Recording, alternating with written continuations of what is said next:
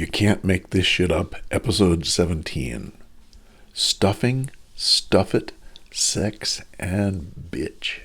Hey everybody, Paul Elam here with a voice for men and an ear for men, and I am with, as always, the incorrigible Tom Golden from MenAreGood.com, and this is You Cannot Make This Shit Up. Because you can't. Once again, guys, we don't ever run out of stories. You know, when we do these, we say, okay, let's go find some stories. Takes us about 10 minutes. It does. To find 4 stories that are qualifiers for You Can't Make This Shit Up, and we're starting our quad of craziness today with a story out of Massachusetts. Say that fast 3 times. Well, a study out of Mass, or a law that's been proposed in Massachusetts that the legislator is going to hear, is going to make, or they're trying to make, calling somebody a bitch a finable offense, a couple of $100 for calling somebody a bitch. Now, first thing we got to do is point out a little bit of fake news bullshit about this story. The Boston Globe linked below, gave this a headline and made it look in the story, the way they presented it, like this legislator, Daniel Hunt, had actually put this bill forward. But as you read into the story, you find out Massachusetts is the only state in the United States where citizens can actually directly submit bills to their legislature. And this one was submitted by that way. Some bitch put this in, and Matt Hunt entered it into the record and forgot to check the box, or Daniel Hunt, sorry, forgot to check the box saying that this was from a constituent. And came across as looking like, you know, Boston Globe ran with a great headline, made it look like a state legislator was putting forth a law that would make it a finable offense.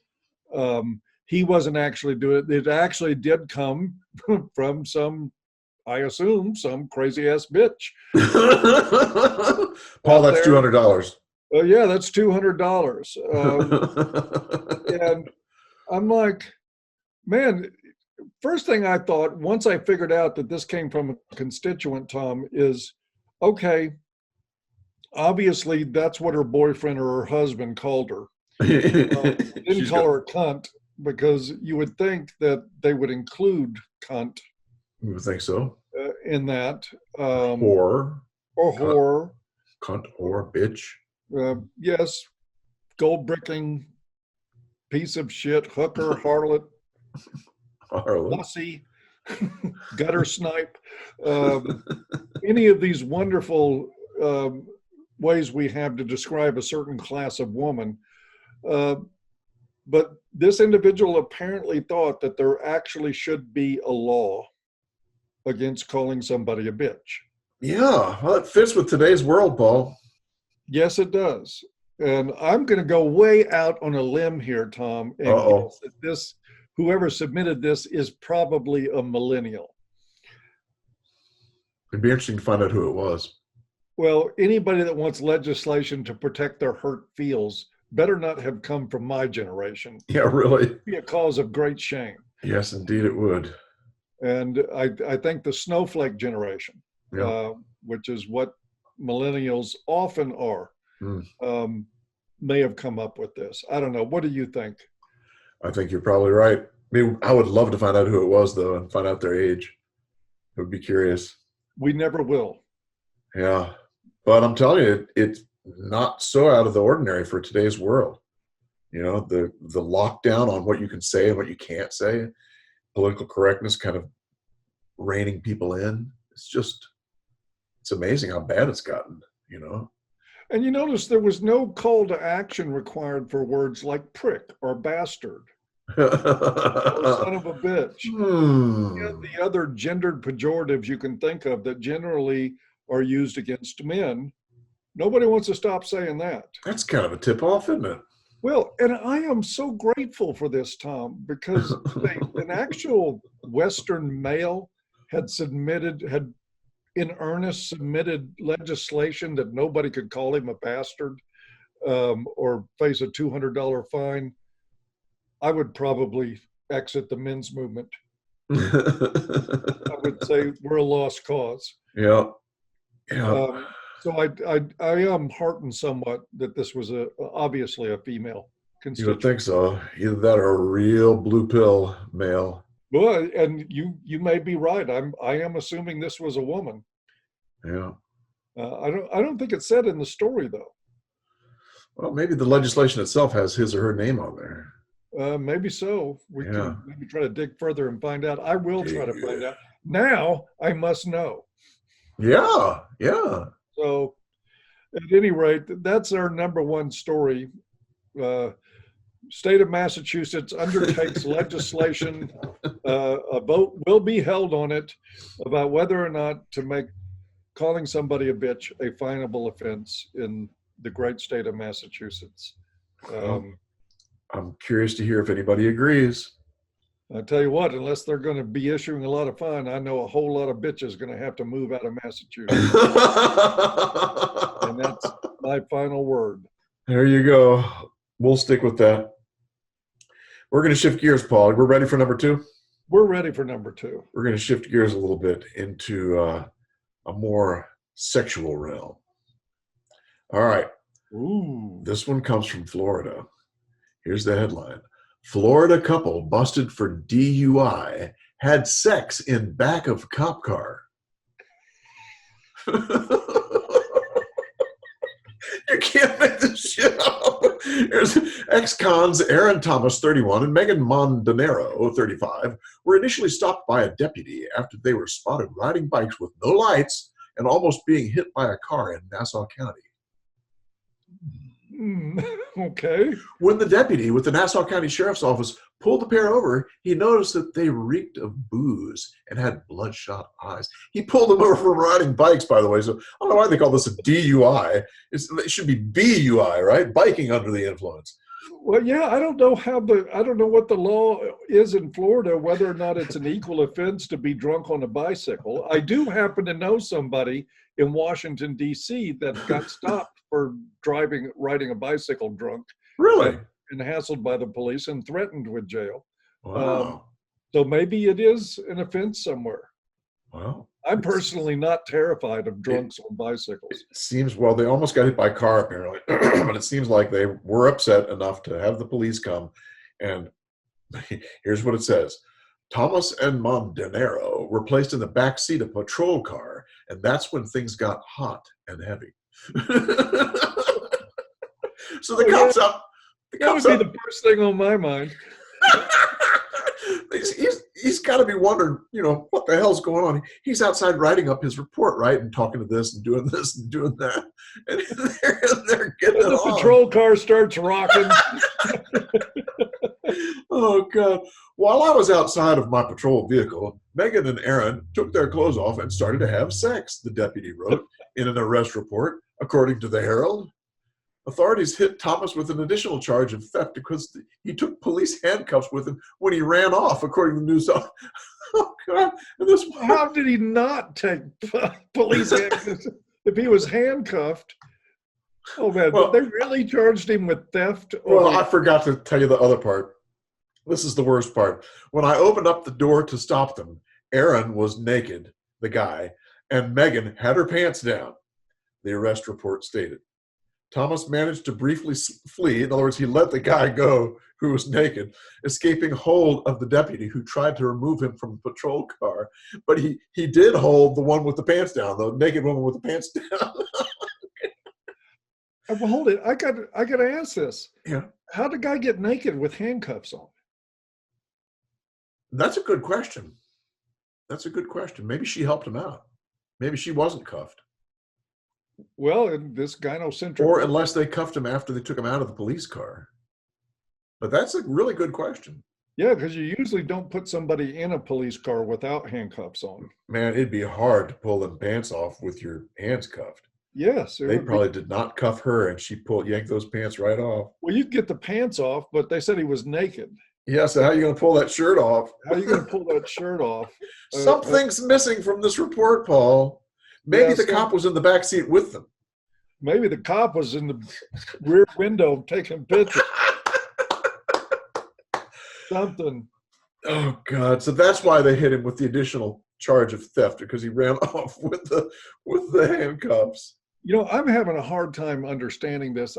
It'd be difficult for me to understand one person out of two getting the idea that this was the time, this is the moment I wanted to have sex. Yeah. While we're in the back of the, for both people at the same time. Well, obviously they were lit. And obviously they thought it was hilarious. Yeah, what's he gonna do to us? Come in and pull us apart? And so now he's going to be prosecuted for stealing a pair of handcuffs when he ran away from the cops. Yes, and of course fleeing, what do they call it? Fleeing arrest and theft. Man, that cop should have just had a good laugh and uncuffed him and let him go. Really? Drunk on bicycles, or at least gotten him off the road. But what the hell? That's a stranger. And I've had a few rounds of strange sex, but not like that. Not quite like that, Paul. Nope. Not Afraid quite not. like that. So that's the Florida sex story. What's number 3? Oh boy, do we got a doozy here. They could just get worse. They are getting worse. As we go along, we got these lined up, I think, in the correct order. There is a museum. I will go ahead and pull this story up here because this is just to let you guys know, this is not from The Onion. As a matter of fact, it says so in the headline, and the headline reads, "Not The Onion. Swedish newspaper laments that there aren't enough female taxidermy animals in museums." Seriously. Well, how do you just say that any other way than to just say it? They are complaining that the taxidermied animals in museums disproportionately reflect the female population.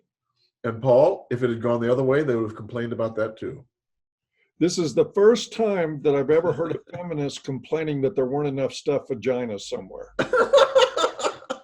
Usually it's the opposite. And yeah, it's also the first time you hear them complain about the females being killed less than the males. Yes, well, and that is, that is a bit of irony that I suspect would never reach the feminist brain. Exactly. I just don't see it happening.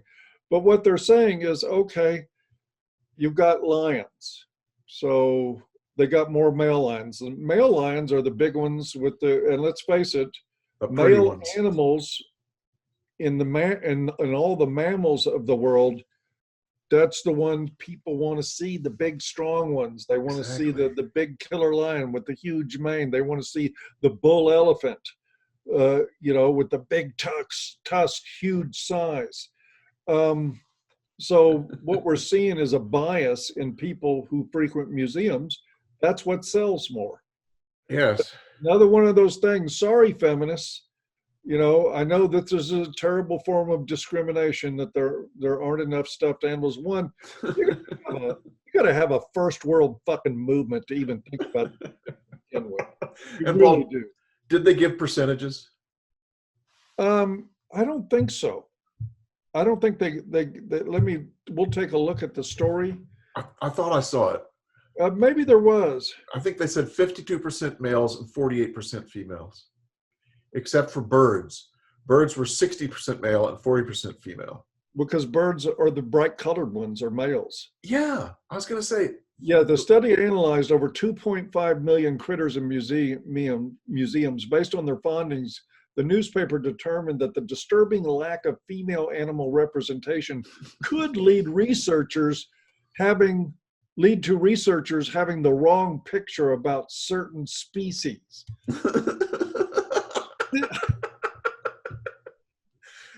Yeah, they think all elephants have tusks.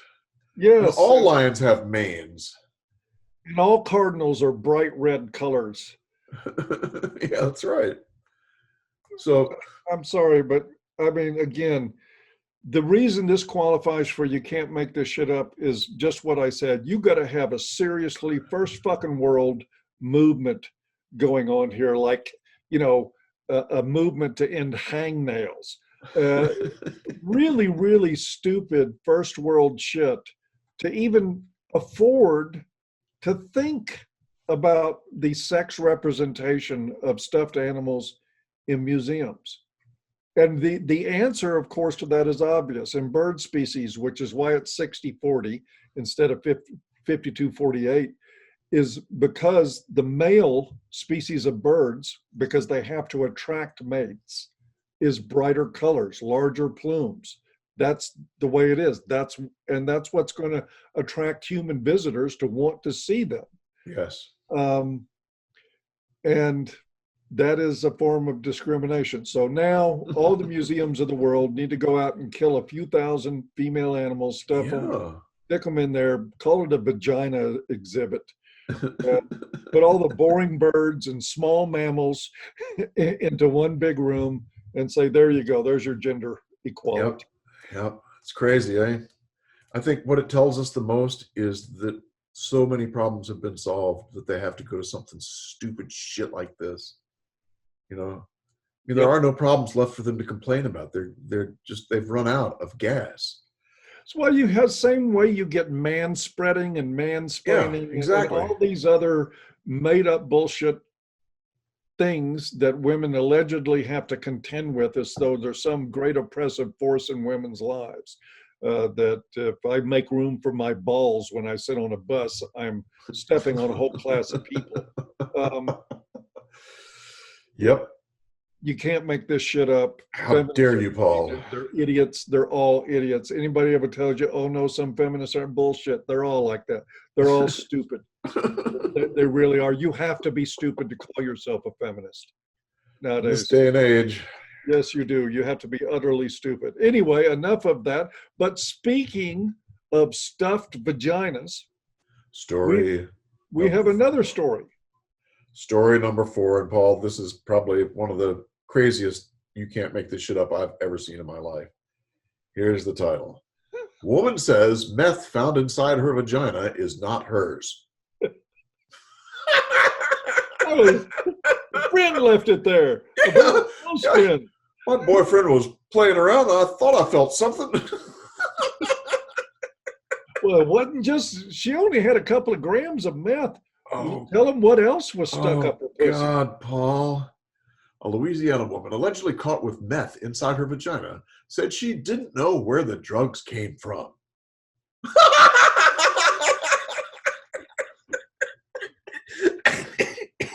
Oh, God, you can't make this shit up. The man told the West Monroe Police Department that while he was showering, the woman swiped his cash and left. Roland allegedly confessed to police that she did take the man's money and left his apartment. And what we left out before that was that she stole $6,233. That too was stuffed up her vagina. And they found that in the old snatcheroo. And guess what, Paul? $6,200 bills. And the 33 was 5 1s and 10s. That's a lot of bills, man. Woo! How the fuck did she get all that stuffed up her pussy? Well, I think she figured it out. And that's not as a large dildo would certainly be bigger than that, you would think. Well, but 6,200, that 62 bills. Yeah, that's a big wad. It really is. No pun intended. That's what she told the police. She said, "Officer, I just thought it was a big wad." There's something. Oh, God. The document said a female correctional officer later searched Roland and inside of Roland's vagina discovered $6,233 along with a clear plastic bag of roughly 1 gram of meth, which Roland denied was hers. Yeah. So I'm wondering, Paul, the female correctional agent that checked her, was that someone who just identified as a woman that day? Or was that a biological female? Oh, well, we could have a rape here. That's right. Depending on who it was. I'm sure it was a born-as woman. Go in there. And, So at some point, not to be too gross, Oh, but God. at some point during this search, there had to be a gram of meth, $6,200 in cash, and a whole hand of a state employee in there. Like, God damn, man. He should have paid her $6,200 to leave. Oh, God. And we But do know. it is, I mean, I've heard a lot of stories. It was my friends. I didn't know that was in there. I don't know anything about that, but I've never heard that said about something that was stuffed up your twat. And that tells us something about the accountability of women. I mean, would a man he had something stuck up his butt, right? Would he ever say, I don't know how that got there? There's no way he could do that. No way any man would ever say that. But she felt okay about saying that she didn't know how it got there. Yeah, he might say it, but he wouldn't say it with a straight face. He'd be laughing his ass off. Who knows? Who knows? Who knows? Yeah. The shadow knows. All I know is I sat down naked and got up a little heavier And richer. and richer. Oh, God. So here is the aftermath, Paul. I researched it a little bit. This happened, I think, in July. And since then, there have been other developments in this. So here's the last piece.